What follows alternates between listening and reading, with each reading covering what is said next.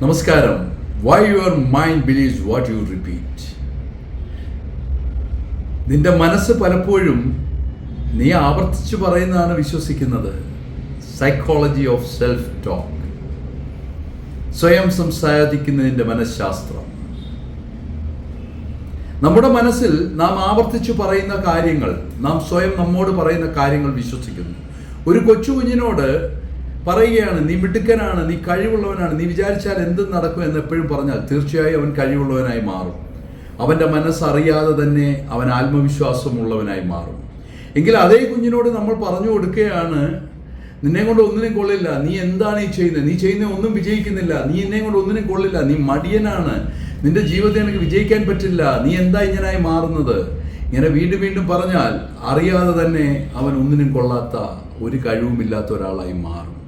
നമ്മുടെ നാട്ടിൽ പലപ്പോഴും കാണുന്ന ഒരു കാഴ്ച ഇതാണ്. ഒത്തിരി പേരുടെ ജീവിതം ഇല്ലാതായത് ഇതാണ്.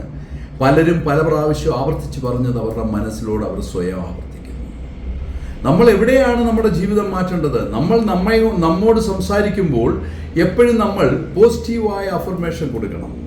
നല്ല നല്ല കാര്യങ്ങൾ നമ്മൾ സംസാരിക്കണം.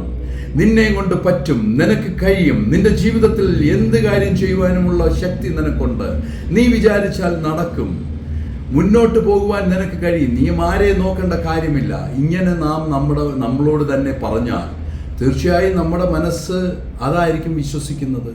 അതേസമയം നമുക്ക് ഒന്നിനും കഴിവില്ല, നമ്മളെ കൊണ്ട് പോവില്ല, ഞാൻ വിചാരിച്ചാൽ നടക്കില്ല, എൻ്റെ ജീവിതത്തിൽ എനിക്ക് ആരുമില്ല, ഞാനിങ്ങനെ ഒന്നുമില്ലാതായി പോവുകയാണ്, എൻ്റെ ജീവിതം ഇല്ലാതാവും, എനിക്കൊന്നും നേടാൻ കഴിയില്ല, ഇങ്ങനെ വീണ്ടും വീണ്ടും ആവർത്തിച്ചാൽ ഒരിക്കലും ഒന്നും നേടാൻ കഴിയില്ല.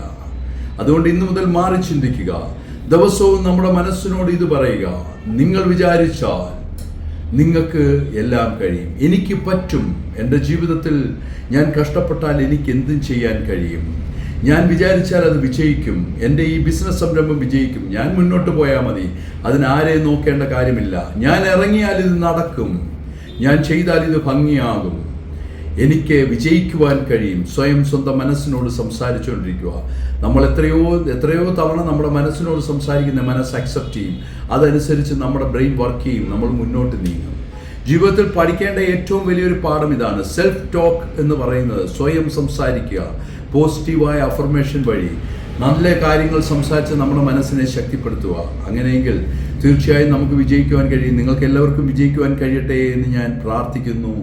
ഞാൻ നിങ്ങളോടൊപ്പം ഉണ്ട്, നിങ്ങളും എന്നോടൊപ്പം ഉണ്ടെന്ന് ഞാൻ വിശ്വസിക്കുന്നു.